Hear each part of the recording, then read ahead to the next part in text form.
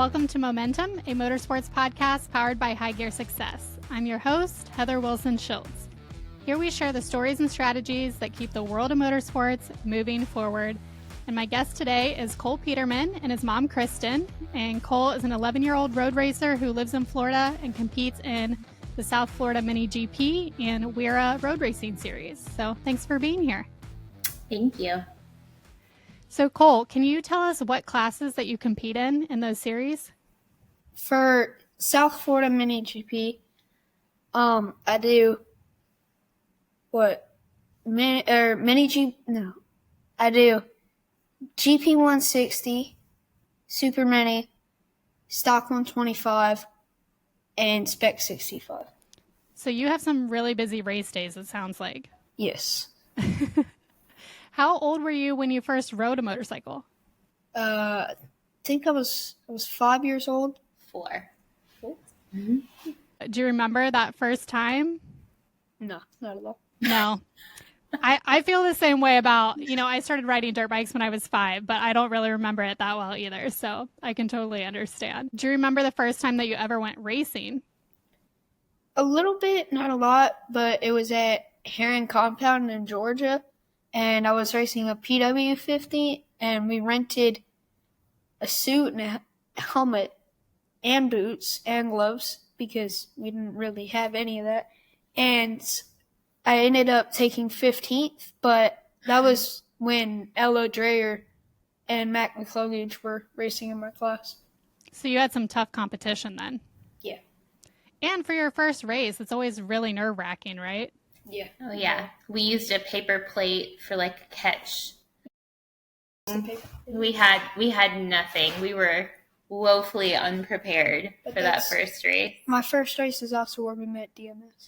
Yep, that is. We met some great friends at that first race, and that was definitely, it was a South Florida MiniGP race, and it was definitely a good first introduction to that whole world because everyone was just so friendly. Yeah, that's always really helpful when you can meet new friends and they can kind of show you the ropes in any form of racing. So obviously you've met a lot of friends, but do you have a favorite part about racing? Like, why did you grow to love it so much? Going fast and also battling with all my friends. Gabe Date is one of my favorite friends to battle with. Yeah. Did you guys have a little rivalry sometimes about who's going to beat each other? It's mainly like friend rivalry. So we're both like pushing and then one of us stands each other up to pass. But it's not really like serious, oh, I'm going to win this and crash you. It's just like in practice mainly we're just like passing each other to get just for bragging rights. Yeah. Yeah. Cool. So we talked about the classes that you race, but what motorcycles do you have? Because it sounds like you have a lot of motorcycles. So I have a Milwaukee 250 for WERA, and so DMS provides 2 of my bikes. For Stock 125, it would be a Z125, and for Super Mini, I race a CRF 150R. For Spec 65, a KX 65, and GP 160, and a Vale 160. So are you taking all of these bikes to the racetrack every time you race? Not all of them, but usually for my brothers too. Usually take all 4 of my classes and usually either the PW or the CRF and the 110. So for big bike or WERA races, we only take the 110 for a pit bike and the 250 to race. Can you tell us what a typical race day looks like for you? Do you have any routines when you get to the track? Trying to stay calm. Yeah, that's a big part of it, right? Yeah.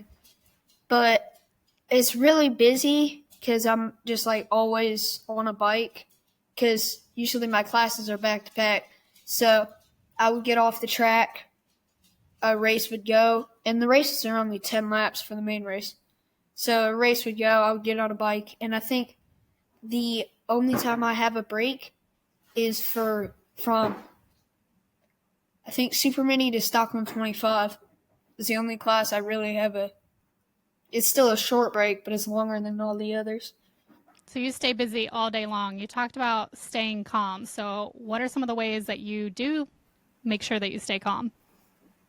Breathe, like heavy breathing, and then just if I am in first by the last lap, I'm usually calm, but if there's somebody right behind me, I'm still a little jittery.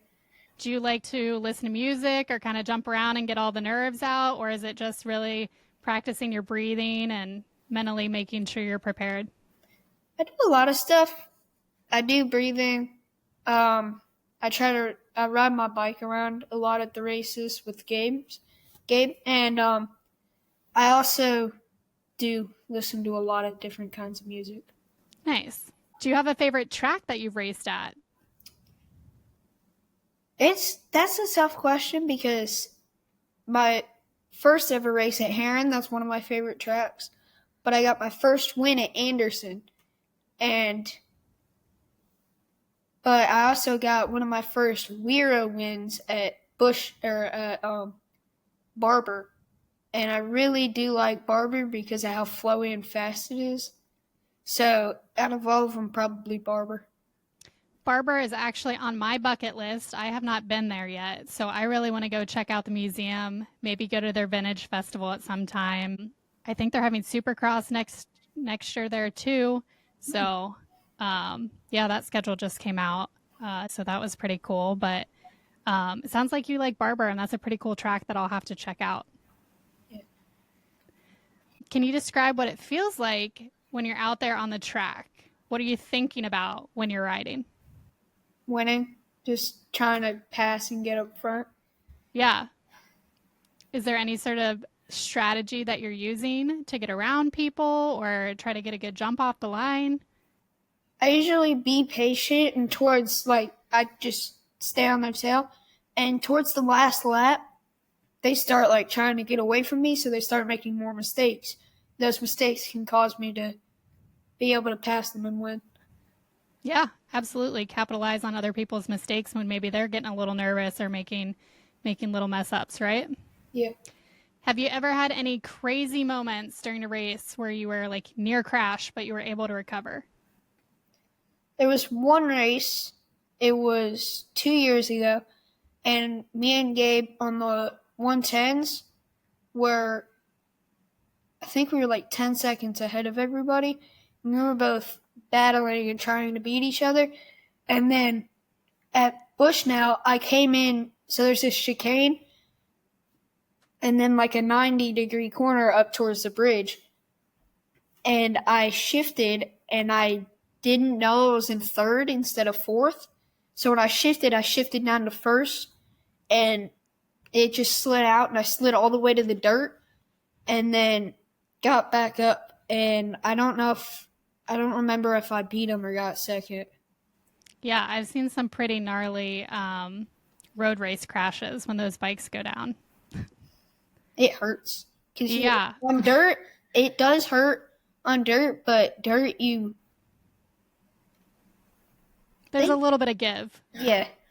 It's not, because if you're racing on a rough track, your suit can just grab the track and you'll go rolling.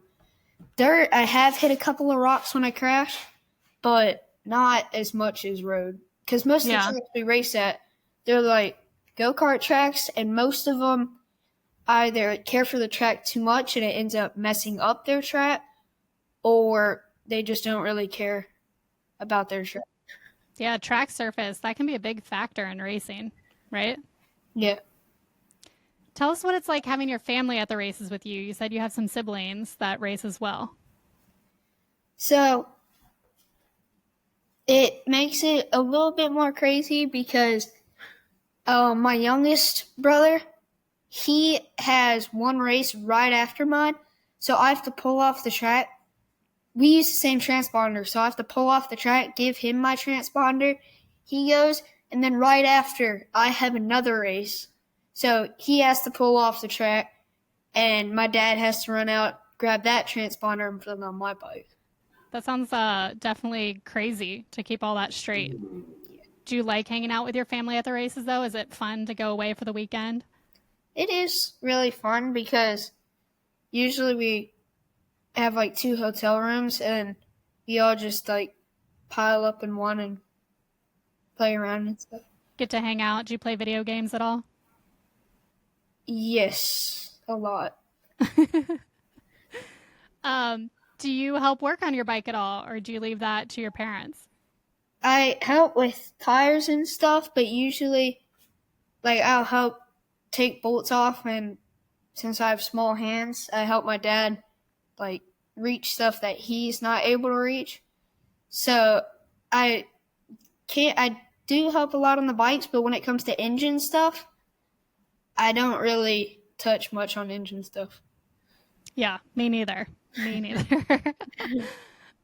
What do your friends think about you being a racer? Have you met a lot of new friends through racing? Yes, most of the kids from SFL and some of my kids at school, but we just kind of like met each other. We didn't really meet through racing, but it took some people a while to actually find out that I was racing because I don't really like talk much about it at school as much as I do with my friends here. Do you have a favorite snack or treat after a race? Is there something that is like your go-to? Anything we can really get at a gas station because pretty much the first place we always stop after a race because usually keep the truck running. So after somebody gets off the track, they can go hang out in the AC. So we're always low on gas when we leave. So when we leave, we just stop at a gas station, get snacks and food, and fuel up and leave. Completely practical. I totally understand that. Do you have a favorite Moto America or MotoGP racer that you look up to?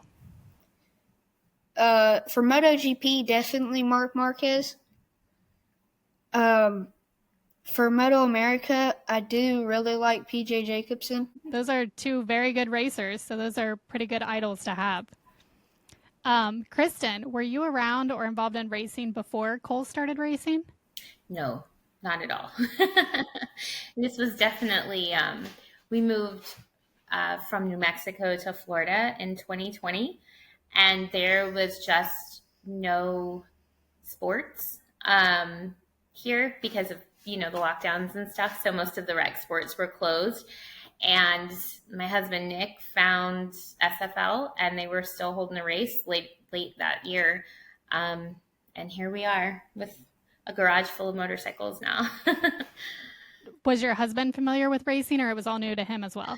Yeah. Cars. Oh, yeah. I think he said that like in high school. I don't know if the racing cars was legal. I think that was more like telling you what not to do. Yeah. But I was in no way. I think my husband knows all about motors and that kind of stuff, but I do not. Yeah, so kind of like a whole new atmosphere for the whole family to be in.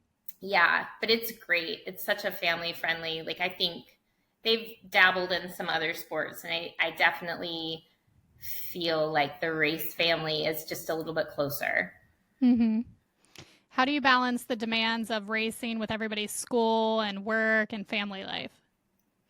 Not well.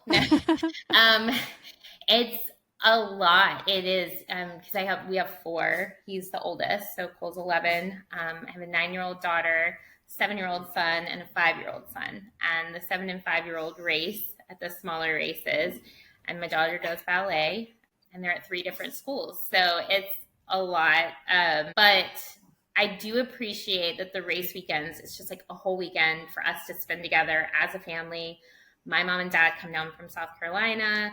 My husband's mom comes. So it's all of us together. And it's nice to be able to like unplug for that weekend. Yeah, that's what I always enjoyed as well. Like growing up, my dad raced and I rode dirt bikes, but I never did any like racing myself. But we were always spending time together as a family at the racetrack or camping, or we had the box trucks. So, yeah, that's just like a very cool thing to do as a family and get to hang out with each other. Yeah.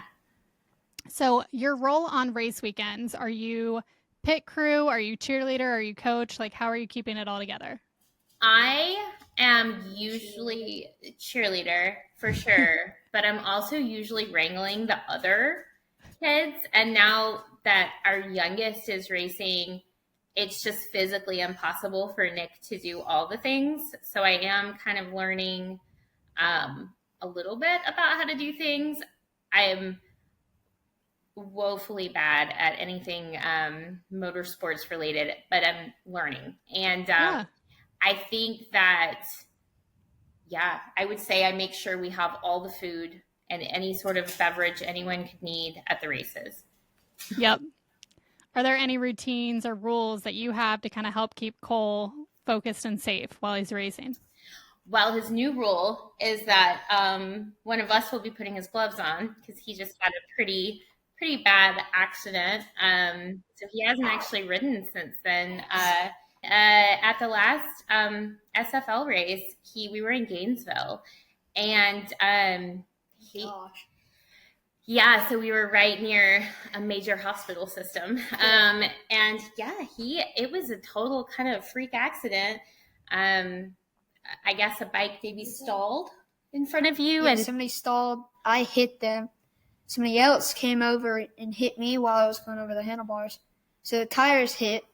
It shot my glove off, and my hand went through the brake rotor. Oh, geez. Yeah, so he got a lot of stitches. But the Shands Hospital, the pediatric hospital there, they were wonderful. We were in and out in probably not even 2 hours. I was shocked. And so I have a feeling that sometimes gloves don't get put on as tight as I would put them on. So yeah, there'll be some duct tape involved, I think, from now on. Do you get nervous when he's out on the track, or are you getting used to it by now?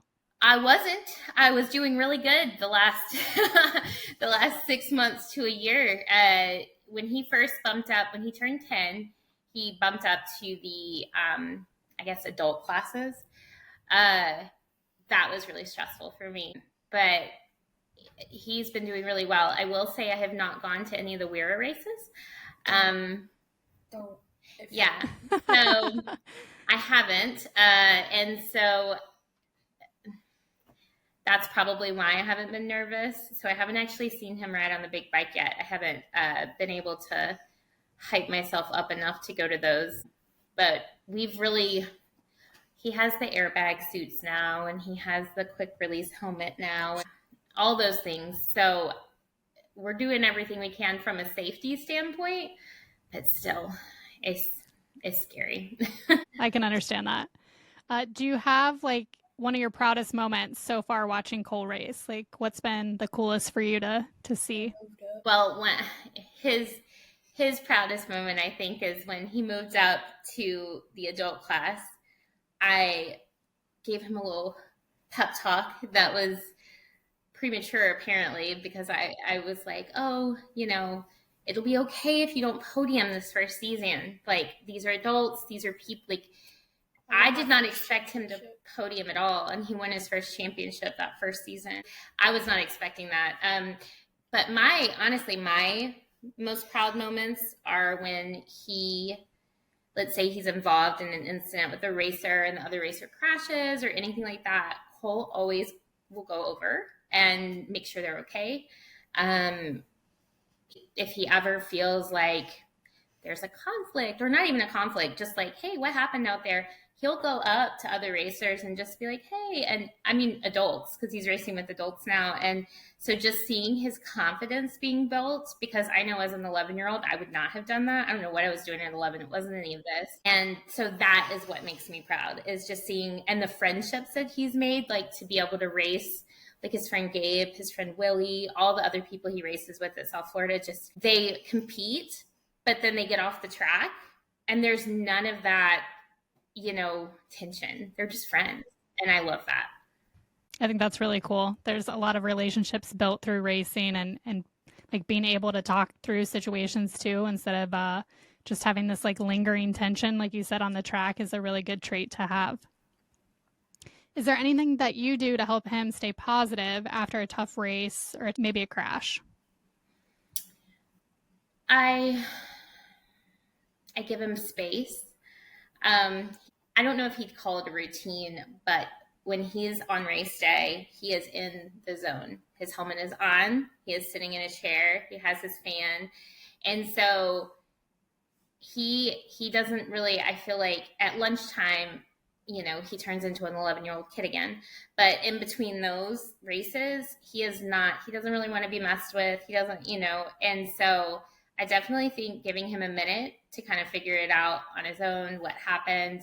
But then also reminding him, like, it's club racing. Like, I know it's important, and it is, but all of this is building up to the bigger races, and so right now I think, and usually if he isn't winning, it's his friend that is.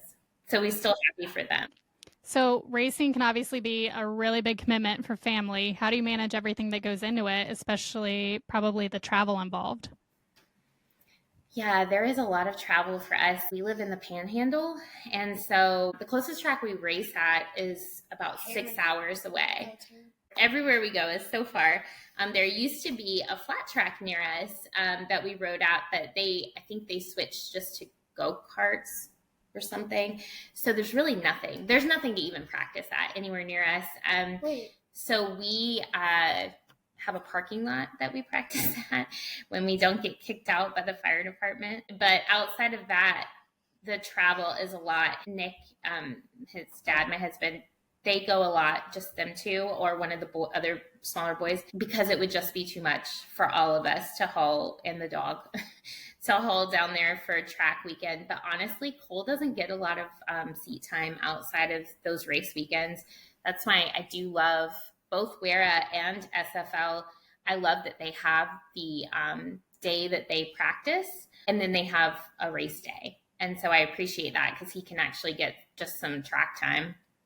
Have you found, you mentioned kind of friends earlier, but have you found like a really strong sense of community in the paddock, not just between the kids, but also between the parents?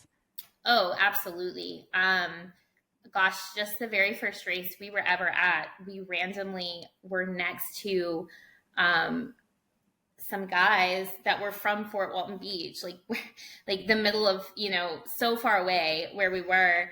And they own a motorcycle shop. It's at DMS Motorsports. And just from day one, they have, Zach is the guy that owns the shop, but everyone there that helps with that, they have created such a community, and they are so supportive of the kids. And I just love it. They invite them down to the shop. They can come work on the bikes at the shop anytime they want. He is constantly helping with all of the, I guess, motor stuff that's above our pay grade. And then at the track, outside of that, I've made really good friends with a lot of the kids' moms.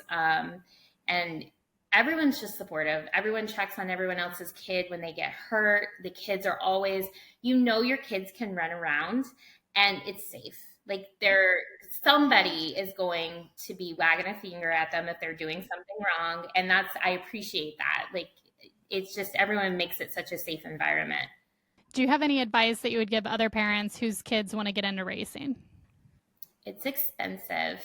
My biggest bit of advice, I think, would be to go to a club track. Like if you're in Florida, like South Florida MiniGP, I think New Jersey has their MiniGP up there. A lot of times they have rentals for the bikes, the gear, everything. And so you can put your kid on the track and see if they actually like it before you shell out thousands of dollars. I feel like I had no idea that road racing was a thing. No one knows. When I tell them my kids race dirt bikes, they immediately assume that they're motocross. And I'm like, oh gosh, no, like that's terrifying to me. Which is funny as I let him ride a 250, around the track. But motocross is terrifying to me. There is a motocross track near us, and I think we went twice, and I was like, oh, this isn't for us. Our bones are not made for this. You've definitely been one. Oh, I've been twice because I got nervous. I love watching it. Yeah, our middle son, Ben, he's 7, and I think if things go his way, he wants to race motocross. I don't know about that. But my advice yeah, would be to go and try somewhere and try it out first and see what kind of motorcycle riding they like, because there's the option, road racing is an option, and I just feel like not everyone knows that. I always find it funny, and I say this often, like between the disciplines of racing, we all have our opinions about it. Like some people would be like, I would never put my kid on a four-wheeler. And then the four-wheeler parents say, I would never put my kid on a dirt bike. Or like I grew up riding in the woods, so motocross isn't for me. But I've also never road raced. I have a street and adventure bike, but I have not done any track days or anything. And that's really intimidating to me. So I kind of feel like it's what you know as to like what you learn to accept, but it is very interesting. So Cole, your race season is kind of winding down. How has this year gone for you? Other than my crash, pretty good. I was leading. I just won the Super Mini Championship, and I'm leading the Stock 125. I need to win the next 2 races for the GP 160 because at that race, in the main race, my shifter actually fell off coming out of turn 1, and Spec 65, they put me in as a DNS because the crash red flagged the race. So I need to win the next 2 races for the Spec 65, and I need to win the next 2 GP 160 races, and one of my friends has to get below 4th. You've got it all mapped out. Yeah. Yeah. Yeah, so you've got some high-pressure races coming up then. Yeah. Besides just ending out this season, kind of what are your future racing goals?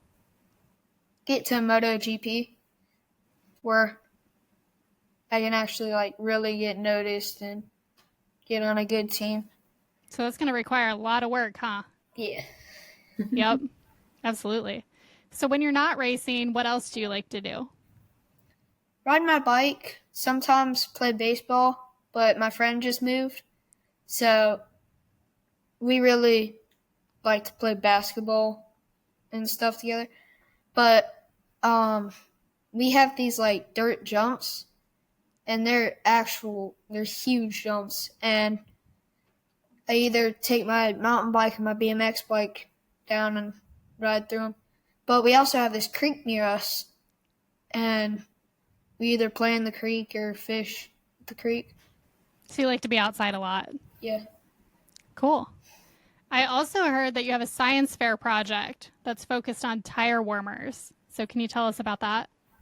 So we're using Dunlop Moto 3 tires, and we're going to set the tire in different room temperatures.